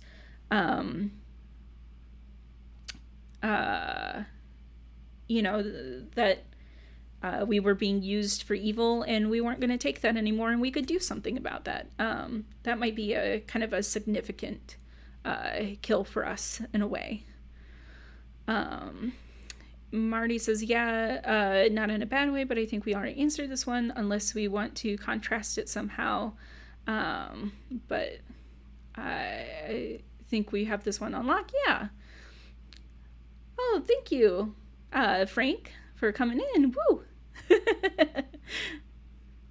All right. Liz says, with you, Paul, we turned the story into one of those weird parody isekai animes with a long-ass name. Yeah. Something like The Memories of a Forgotten Sword. is my girlfriend, or something like that. Thank you so much, Frank, for stopping by, and thank you for the follow. Marty says, "Oh, good point. Use of this one. We haven't fleshed that out yet." Yeah, I think for this one, to kind of differentiate it perhaps from the other one that we did, about what fight was kind of loudest in our memory. I think that maybe establishing this one, this kill, as specifically significant, because it was the first time that we maybe turned on our wielder and maybe took a little bit of agency in that way. この件の思い出は私のガルフレンドです。Memories of the sword is my girlfriend. Nice. Perhaps the kill of the bearer was automatically done the first time evil was done, as their evil act was so fundamentally opposed to its nature. So it was shocking. Yeah, so I don't know if you were here at the beginning, Timothy, but yeah, we had kind of established that one of our wielders at some point in our life was somebody who we thought was doing kind of like the right thing, and then we realized kind of later on that they weren't doing the right thing, and then the next wielder directly after that one was just downright evil in using us for evil deeds, and so we turned on them and ended up killing them. So yeah, in the beginning, our first wielder, we were supposed to be being used for righteous purposes. We were supposed to be being used for good, and perhaps this, kind of like you said, this outright evilness was so against our nature that it willed us to be able to turn against our wielder. So yeah, we'll go with that. All right. So next up for today is the Jack of Diamonds. So again, the diamonds kind of tell us about our current bearer, our adventurer we are being sword mom to. So the Jack says, you learn a dark secret about your bearer, something they keep locked away in the depths of their mind, and they fear letting you go in case you revealed it to your next bearer. So what is the secret? Pull from the tower. Do not replace this block at the top of the tower. Remove it from the game instead. Okay. So we're going to go ahead and do our tower pull. Hey, we only lost 1 dice. Awesome. Thrilled about that. Okay. So our bearer has a dark secret. Something they keep locked away in the depths of their mind. And they fear letting us go in case we reveal it to the next bearer. So what dark secret could our kind of newbie adventurer have?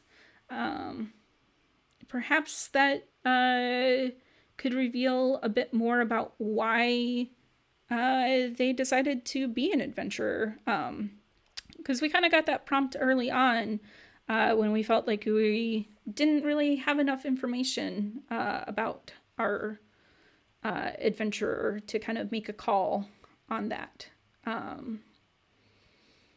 So perhaps their dark secret has something to do with their kind of call for adventuring. Yeah. That's kind of what I think is, especially since they seem like somebody who doesn't really know what they're getting themselves into. So perhaps it was some kind of wrong that they saw was happening in the world. And maybe that's why we were kind of pulled to them by fates in a way.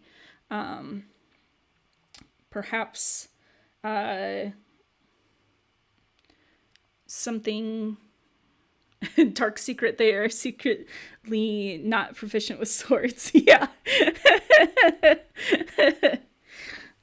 um yeah, so perhaps it's something like they saw an injustice that was being done in the world that caused them to act.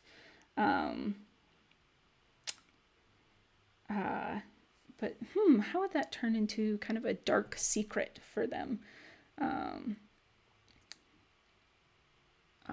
Let's see. Liz says they saw an injustice taking place and did nothing to stop it. Oh, yeah.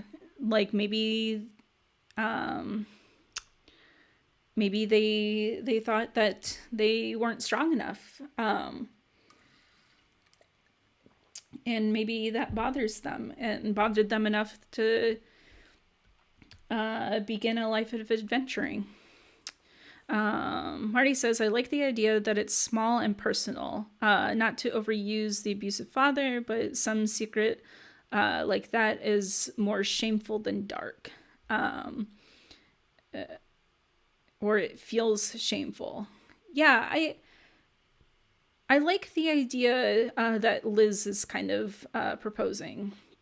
Kind of that maybe our adventurer saw an injustice happening, and they didn't do anything to stop it. And perhaps it's kind of ties into like what Marty's saying. Perhaps they feel a bit like shameful about that. Kind of like how Uncle Ben died. Very Spider-Man-esque. That perhaps their act of not acting caused the death of somebody close to them. And that kind of was their call to action in a way, to kind of try and get rid of those feelings of shamefulness or of guilt about not being able to do anything in the past or not taking action in the past. They want to be prepared and ready the next time an opportunity like that presents itself, or to prevent stuff like that from happening in the future. And perhaps the reason why they keep it perhaps why they keep that motivation kind of locked up is because they don't feel like they are at that point yet in their adventure. They don't feel like they are good enough to prevent something like that from happening yet. Liz says, I would like to the injustice happen to someone the adventurer didn't really know, like a neighbor. Just something that was wrong that just gnaws at them. Okay, yeah. I like that. Marty says, I like the overall theme that our sword is helping this kid sort out the small problem is full circle on their journey. Yeah, I like that. Okay, so yeah, let's go with so there was something that was perhaps some kind of injustice that was being done to someone, maybe that they didn't really know, and they didn't take any action on it, and they feel kind of guilty about that. that they weren't able to take any action on it, or they made the decision not to take action on it. And so now in the future, they became an adventurer, and they started on this path because they want to prevent something like that from happening in the future. Okay. All right. That was a good prompt. All right. So next up, let's learn more about our current bearer, which is the 8 of diamonds. All right. So going up to the 8, you have not spoken to everyone who carried you. What is it about this new bearer that made you want to open your mind to them? Pull from the tower. All right, so let's get that one out of the way first. Okay, so we took some damage on that one. Yeah, we haven't spoken to everyone who carried us. And what is it about this new bearer that made you want to open your mind to them? I think that perhaps in a way we've kind of answered this, is that this is maybe perhaps the first bearer in a while that we see kind of a potential for good in. And they very kind of obviously need our help. They are a little bit of a bumbling newbie.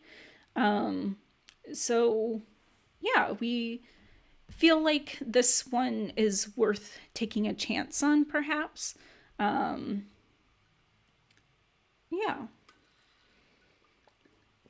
That's kind of where my mind goes to first.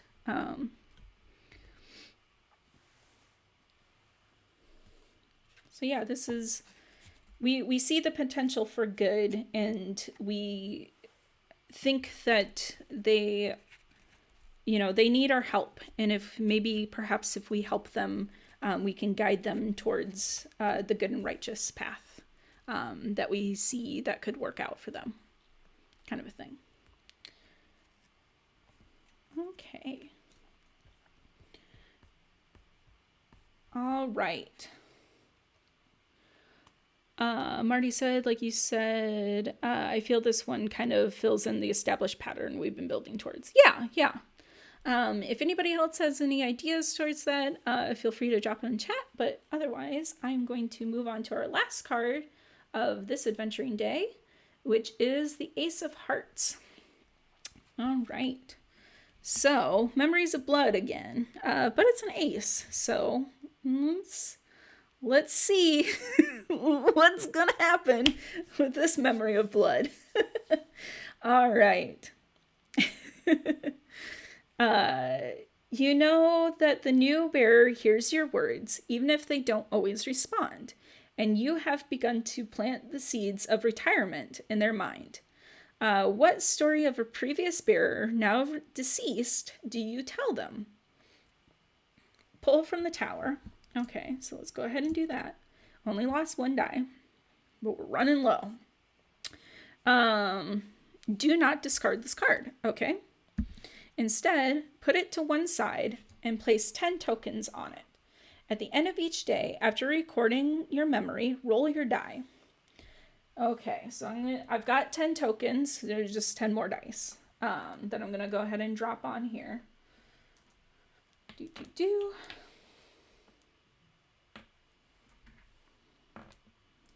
Okay, so on a result of 6, remove a token from the card.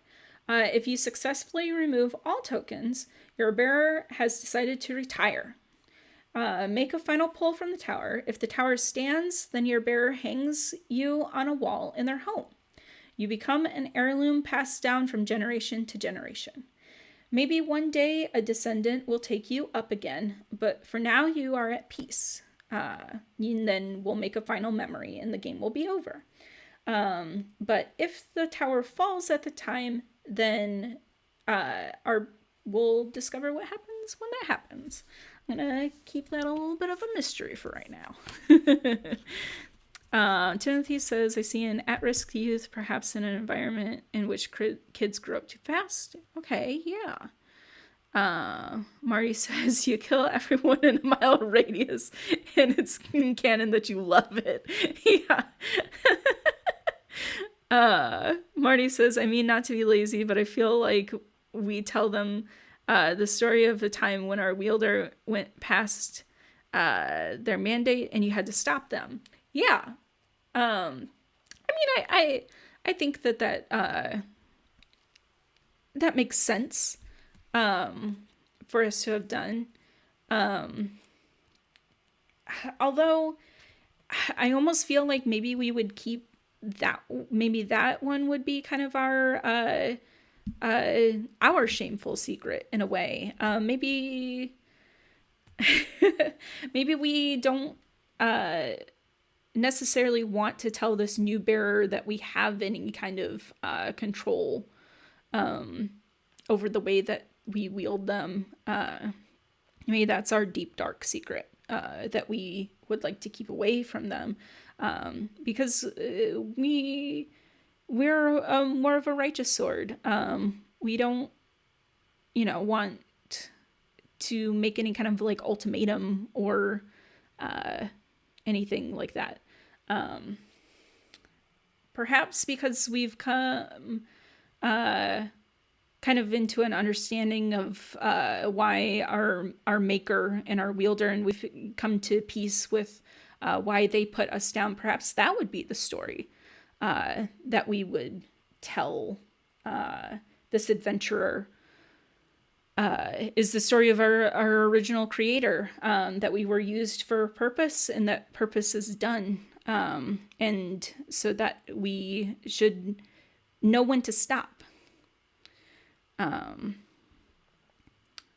Marty says, oh, sure, maybe it goes the other way and tell them of our original wielders restraint. Yeah, that's what I was just saying. Or our sister blade used in peace, or some simple smaller story that the fruit cutting reminded us. Yeah,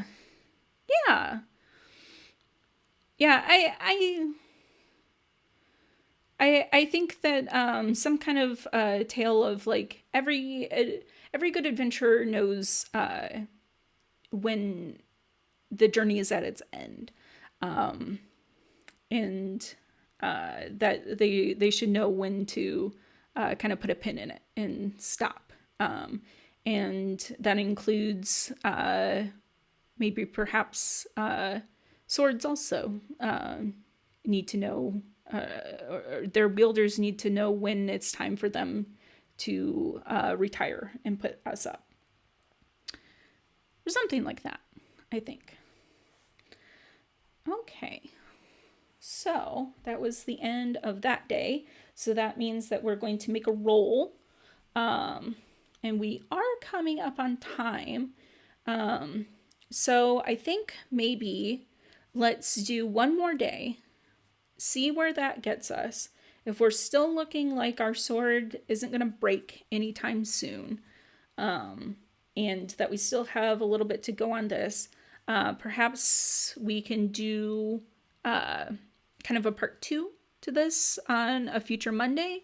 If it looks like we're going to break soon, though, we'll just go ahead and finish up. But yeah, let's do one more day and see where that kind of gets us. Marty says to hark back to the Discord and things that get me every time, telling the story of our master's restraint and crediting the sister blade as aspirational. That makes me feel my feelings. Yeah, I really like that. I like that the telling kind of a story of like, hey, let's hold back, and I aspire to be like my sister blade that was used in a time of peace, for peaceful utilitarian use, perhaps. We realized maybe the story isn't about us. Yeah, I like that. That's very good. All right, so let's see if we can remove one of these tokens that will bring us closer to retirement. Hey, I rolled a 6. How about that? So we are 1 token down. We have 9 tokens left until retirement. Perhaps. Maybe. All right, so now let's do another roll to see how many cards we draw for our adventuring day. I got a 5. All right. 1, 2, 3, 4, and 5. Alrighty. So, this is perhaps our last day of this session. All right. So, first up, we have a 3 of diamonds. All right. So, we're going to learn more about our bearer. All right. Okay, so I feel like we've already kind of answered this one. It's also very fitting. So the 3 of diamonds reads, not everyone who takes up the sword was born to it. Who put a blade in your bearer's hand for the first time? And take a pull from the tower. Okay, so let's pull from the tower. We only lost 1 dice, so that's not too bad. So I think that we already kind of previously established that our current bearer, perhaps fates intervened. Their prayer of justice was heard, and they kind of accidentally happened upon us. So the answer was they put a blade in their hand for the first time. Or if we want to go back even further and say that perhaps the first blade was more of like a knife that was used perhaps for a more utilitarian purpose. Like we said, perhaps they were a fruit cutter at an inn or a bar for a bartender or something. So they aren't used to, that kind of explains why they aren't used to using a sword in quite the manner that we were originally intended for. So a blade that was used for much more practical purposes, perhaps, is what our bearer is used to. And perhaps that is what we're trying to appeal towards them to pursue again. So yeah. If you've got any other ideas, though, feel free to sound off in chat. Next up, we've got the Jack of Clubs. So the clubs are about our memories from the time that we were alone. And the Jack reads, your fears of being broken aren't unfounded. It happened once before and you were repaired. Who broke you and how were you fixed? Pull from the tower. Okay, so let's do that. Hey, didn't lose a dice. All right. Still going strong with an 8. Okay, so our fears of being broken are not found, and it happened once before, and you were repaired. Who broke you, and how were you fixed? Okay. So we can probably go with one of our pre-established previous bearers. I'm kind of leaning towards the one that perhaps was wielding us in a way that wasn't quite so righteous, but is the one that we didn't realize that was the case until it was too late, essentially. Maybe that is the inciting incident that made us realize that we weren't being used in quite such a righteous way. That perhaps this wielder used us and used us and used us until we were broken, and it was only once we were broken and being repaired that we realized, like, oh crap, I'm not, this person is maybe not so great. Maybe something like that. But that's just it's what I kind of think of. Marty says, I kind of like going back to the original for that. But I also like lesser told user who came to their own senses, but was easily forgotten even when they were right to abandon the path early. I like that too. Okay. Broken when you first did evil. Yeah. I think that Timothy and I are kind of perhaps thinking of the same kind of wielder, kind of along the same lines. That yeah, when we first did kind of evil deeds, we were broken by that wielder, and yeah, perhaps then we were repaired.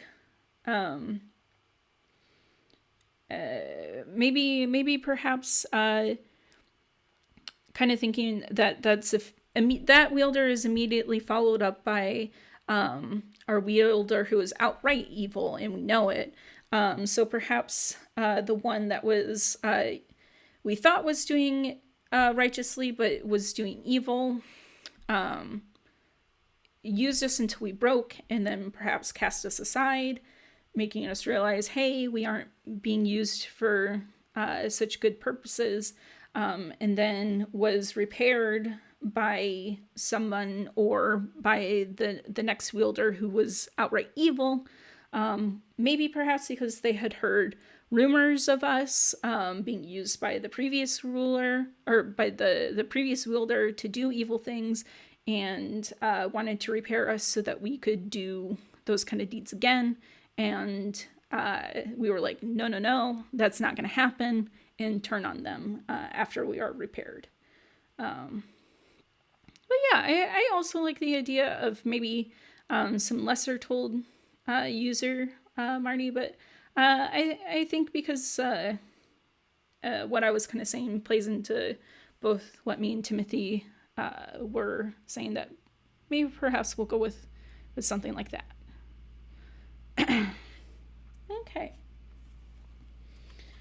Okay. We got another memory of blood. So, Queen of Hearts. Let's see what the Queen of Hearts has for us. Okay. You have met many mighty foes, but one was so powerful that you feared you would be damaged beyond repair when the battle was done. What do you remember about that fight? Okay, that one's not so bad. Pull from the tower. All right, let's see. Oh, we lost 2 dice on that one. Ooh. All right. Timothy says perhaps the outright evil wielder wielded the broken sword, and it was only after the turn that the sword was reforged after redeeming itself.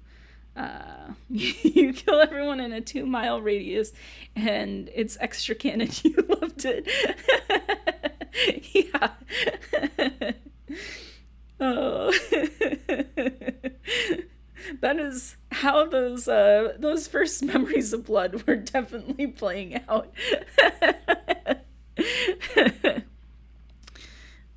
Okay, yeah, Timothy, I like kind of the idea that perhaps the outright evil wielder wielded the broken, our broken self, that, but only after we kind of turned on them, were we reforged and kind of redeemed ourselves in a way. That's interesting. Yeah, I like that. Okay, so we have met a powerful foe that we feared we would be damaged beyond repair when the battle was done, but maybe we weren't. And what do we remember about that fight? Okay. I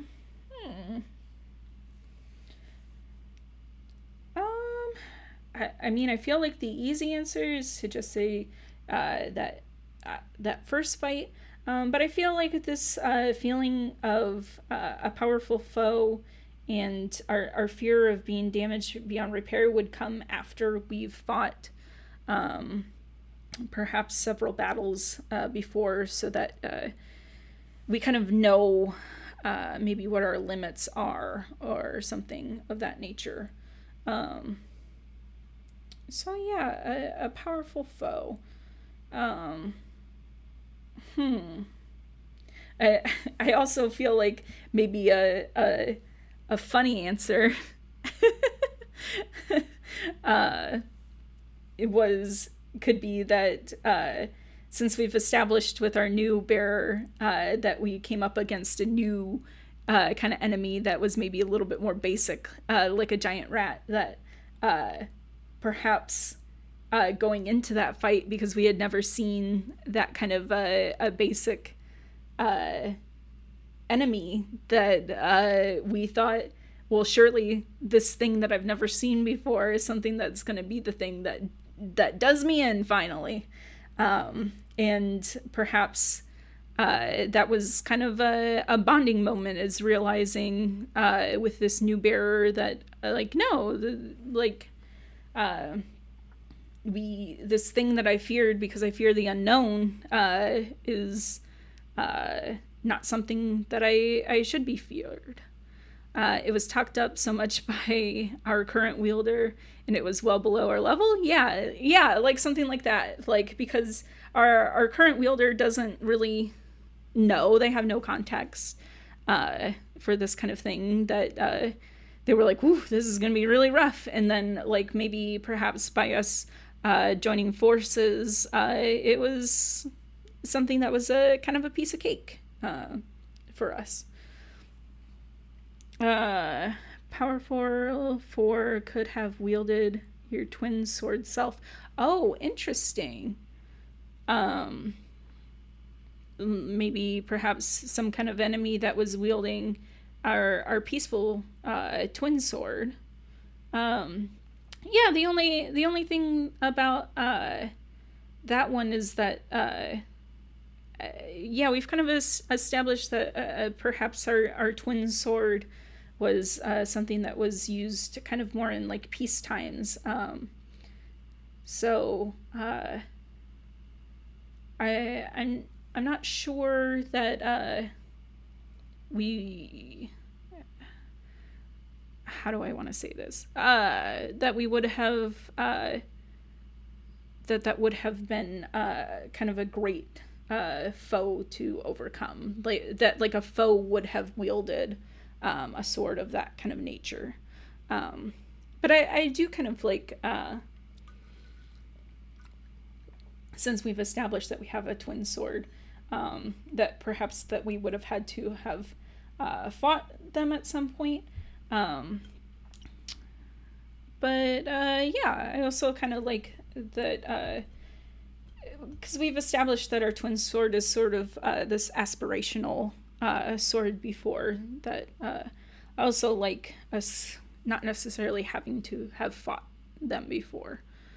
Your neighbor's older brother is just a dick, Brian. It's not my hardest lift, if I'm being honest, but hey, a hard time is a hard time, dude. Yeah, so I'm gonna go with perhaps that unknown enemy, our a basic giant rat or kobold or something of the sort, was something that we feared the unknown, but coming together with our new bearer, we overcame it easily, and so we remember that fight well. Okay, so next up, we've got the 7 of clubs. All right, so more memories of our time alone in the dark. All right, so 7 of clubs. Does the fact that you are an object, something designed to be owned and used, make you less of a person? Interesting. I feel like we have kind of established that our sword has a feeling of agency. So I don't think that the fact that we are a sword makes us feel like less of a person. I think maybe perhaps at one point, before we had our rock therapy session, perhaps that would have been a thought that we would have explored. But I think no, that we've come into our sentience, and yeah. Here comes Andy's sad robot hat. Yeah, I think that we are a sword who knows themselves, and that just because we are a sword, that doesn't make us less than less of a person. Alrighty. I think that's been the question of our arc, and we've landed on no. Yeah. I totally agree with that. All right, and our last card for the day is a 2 of diamonds. All right, so diamonds. It tells us more about our current bearer. All right. Oh, interesting. Okay, so we're going to leave off with your bearer reveals their name to you. What is it? Pull from the tower. Should we say Bink answers only? Ooh, 2 damage. Oof. Okay. So, what do we want the name of our current bearer to be? Do we want to go with Bink, or do we want to think of something else? It's definitely Bink for that damage. Yeah. I kind of feel like we're like, really? A Bink to the past.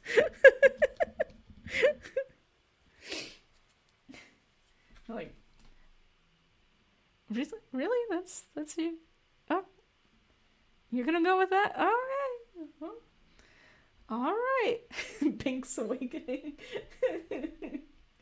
All right. So our current bearer is Bink. Bink the adventurer. Bink the basic adventurer. All right. So we're at the end of another adventuring day. We are well past time. Let's try and roll and see if we can get another token towards retirement taken off. That is a 4, so no token taken off. We're still left with 9 tokens. Okay, so if Andy would be so kind, I think that perhaps we should continue this adventure at some time in the future, on a future Monday. I think that that's a good place to kind of call it a night for right now, because I feel like, we've only got 4 dice remaining, so sure, we are pretty close to breaking, and perhaps next time we will break quite quickly. But then we can, reflect back on the adventure that we had with this sword, and see what perhaps breaking has for this sword. He's the champion of bravery, the good guy of ages, wielder of the sword of war. I really had my doubts, but this was a rad storytelling tool. Yeah, I think that this was really interesting. I know that when Andy first sent this adventure to me, I thought that it might be kind of an interesting way to kind of maybe establish like a what we had kind of joked about before, like an all sentient swords kind of game.